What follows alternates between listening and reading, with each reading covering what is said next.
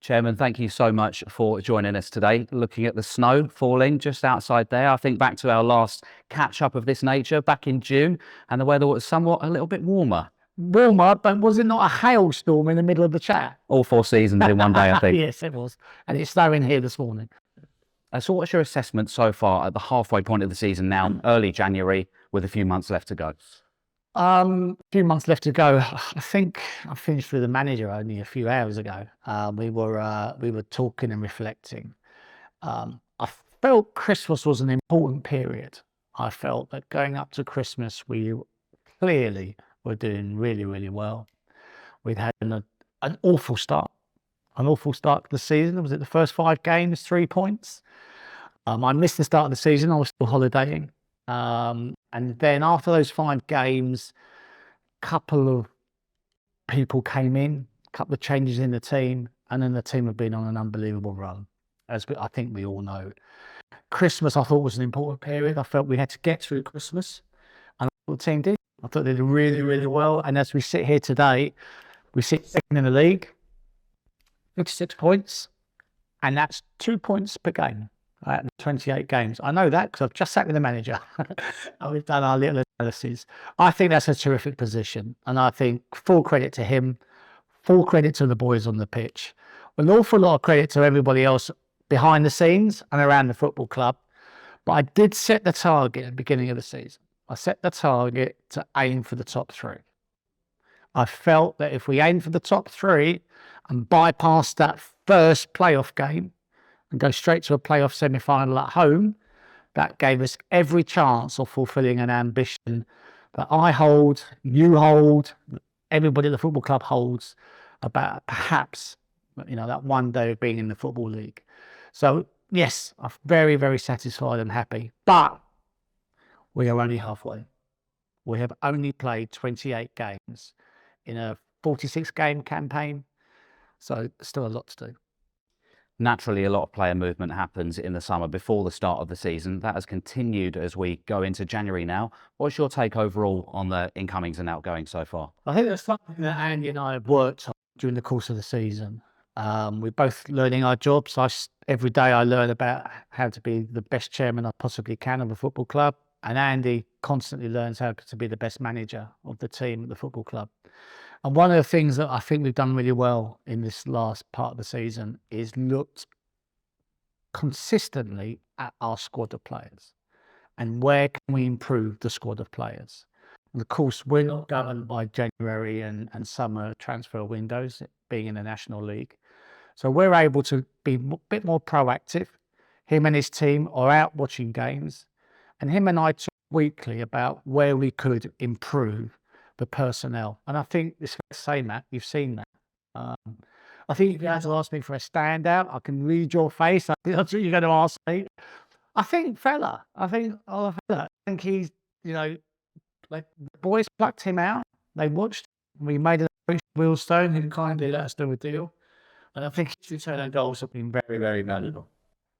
But it's not just the external recruitment, is it? We talk about this most times that we sit down and chat like this. It's the talent coming through the academy, and we're still seeing that continue now. Yeah, I mean, listen, last summer we were blessed with the academy's achievements going up another level by Norwich City signing Kellen, and Kellen bypassing the under-23s at Norwich City and taking a place in the first team squad. He's on the bench most weeks for Norwich, and I think he's played 6, 7, 8 first starts for Norwich. We do count the starts because every time it's the 7 starts, we get a little bit more money for it. So we know where we're at. So Kellen was a great success story in the summer, but the next one is about to happen, and we've all seen it. Ben Crowhouse, I think, bar a disciplinary game that he had to miss, he's played every game this season. Ben is the next one, and I sit here in the hope that he continues to develop, he continues to evolve. And I think the importance of the homegrown talent with Ben is he's an integral part of the team now. To be featured every game, to score 3 goals over the Christmas period. He played on Saturday ill. That's his commitment to the cause. Watch this space with Ben. And it's a pleasure. It's an absolute pleasure to see him come through. In your time as chairman, you've always been very keen to see the women's team have the same attention, the same match day experience as the men. And they're now competing at a new level this season. And of course, there have been some changes recently as we look ahead. Yeah.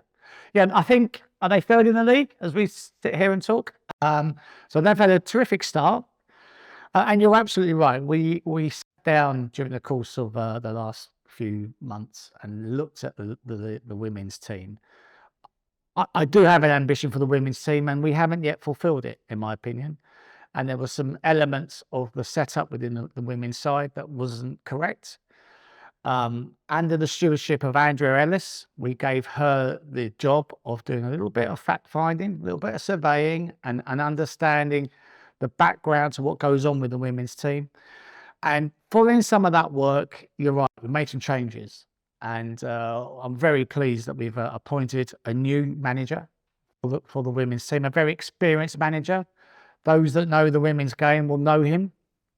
Dean has had super success with Crystal Palace and taken them up the levels. And he started with them at the level we are at now. So he has the experience and I hope the know-how to do exactly the same for the Bromley women's team. And let's watch this space in the seasons ahead. Because if he achieves that, then we really are starting to fulfill my ambition of Saturday football men, Sunday football women. We talked in the summer about things off the pitch and potential works that are going to happen in and around the ground, amongst other things. Are there any further updates on anything off the pitch? Yeah, they're continuous. Bromley Council are an organisation that we've got closer and closer with, but we still have rules and laws and regulation and legislation that we have to go through. So we have to go through a planning process. We really would like to develop the East Terrace. We've had to put back in for planning to develop it in a slightly smarter and perhaps more commercially viable way. And so planning has had to be resubmitted around that. And we hope that will continue to go over the course of the season. But equally, with all development comes the requirement of money and cash. And that's something to look at as the way we spend it and how we spend it. There might be a requirement for cash towards the end of the season around our playing surface. So we have to juggle the development of the ground with the requirement of the playing surface and the requirement of cost. It's been brilliant to see the club shop utilised so well, particularly very busy on the match days, and in particular the home and away kits, and specifically the latter, which has proved very popular, hasn't it? I think I said in the summer that the away kit was going to be a little bit like Marmite. I mean, personally, can't stand the bloody kit, but I am one that likes to push the boundaries and move with the times where we can. As I said, it's not my cup of tea, but the away kit is, interestingly, and I don't know if you know this, it's outsold the home kit. And so our stocks of the away kit has been tremendous in being sold. I know people are complaining they can't buy it. It's a victim of its own success. So as much as it might be a little bit Marmite, like I say, I think doing a change has proven successful with the supporters. Having said that, just a little bit of an update on that, we find ourselves a little bit with our kit supplier in a similar position as we were a couple of seasons ago with Puma. I think it's only fair that I talk to the supporters and let them know that we once again are hitting troubled waters. Don't know what it is with Bromley Football Club and kit suppliers.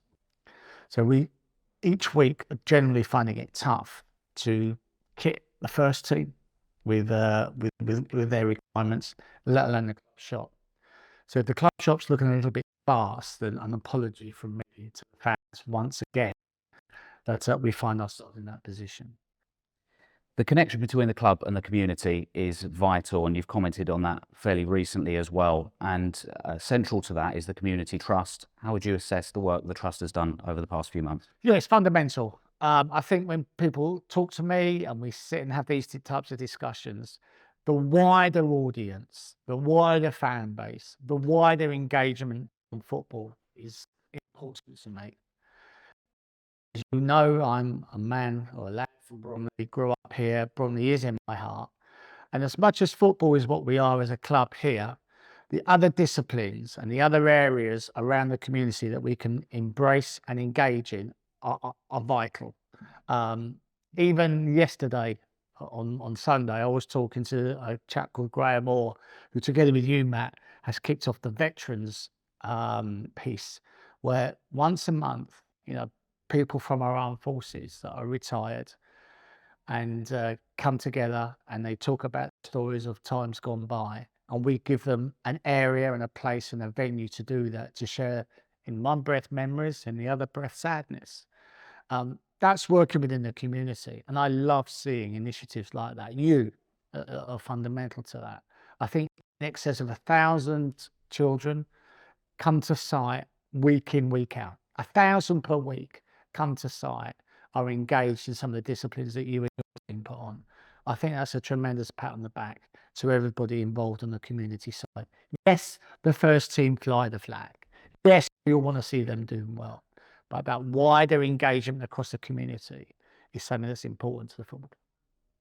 And I guess in between the community and, like you say, the teams that we see on a Saturday and a Sunday, are the supporters, who are a big part of our community, of course. What have you made of the support so far this season? I think the supporters either love or hate me. I know there's a cross section. I do my best as a chairman to support them in how they would like to support the club. And like I said to you earlier, I'm still learning to be a chairman. It's not a job that I've done previously. And there are certain parts of it that you learn on the job and as you go along. I think the support in Hayes Lane currently for a game is growing to be the best I've ever heard it. And I think it's making a difference. I think there is an absolute correlation between our home games, our results, and the crowd and the noise that's starting to come out of this venue. I think it really does make a difference. And it's something I think we want to focus on in the next part of the month. So we're going to put a few initiatives together. I've set a target. I've set a target for you, Jeff, Mark, everybody at the football club. I've set a target to try and get 30,000 supporters to come and watch us between now and the end of season. And that's 9 home games. So if we can get 30,000 home supporters, I think that could be the fundamental part that helps that first team over the line and help fulfill what we all are thinking about, dreaming about. I'm not going to talk about it, but I think we all know what we'd like to see happen at the end of the season. 30,000. We'll start to get some initiatives out to the spectators to sort of show our desire to try and increase that number. But if any supporter is watching and listening to me now, I thank you. I thank you for coming along and supporting the team. And I ask you to carry on doing that and spread the word. Tell your family, tell your friends, spread the word. Let's get a few more people coming down to London Borough of Bromley Football Club. We've talked about progress on the pitch. How about progress off of it? Lots of events and things going on aside from football, and really increasing connection between partners and the football club. Yeah, it's been brilliant. We've got a chap called Mick Livesey, works very closely with Mark Hammond, our CEO. Weekly, they sit down and they plan and work out what's happening next in an events calendar. The sponsorship we have, the partners that we have today, is the best it's ever been. And that's coming out of a COVID situation.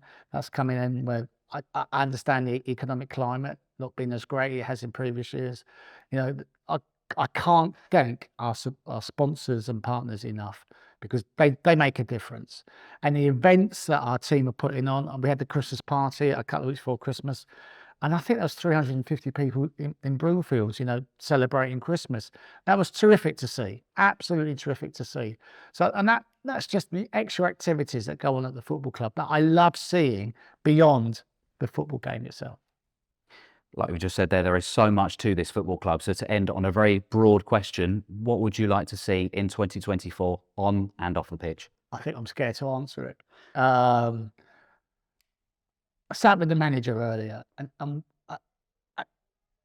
my question on my direction and my conversation with him was, let's keep one game at a time. It's very, very easy to get carried away with where we sit today and what could possibly come from that.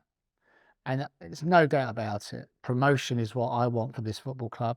I want to be able to say that under my tenure, in the time that I was in charge of the football club, I was able to take them in the Football League. I said that when I first took the job, and I maintain that. And I think this season's as close as we're ever going to get to it. But we've still got 18 games to go. As a football team, as a set of supporters, including myself, we're going to take one game at a time. And if we take on one game at a time and get a little bit of success out of each game, and we get ourselves to second or third in the league at the end of that 46 campaign, then I think we sit in a terrific spot of a semi-final home tie, and then the possibilities of taking Bromley Football Club into the Football League. That is our ambition, and my support to the football manager and to the players is to do that.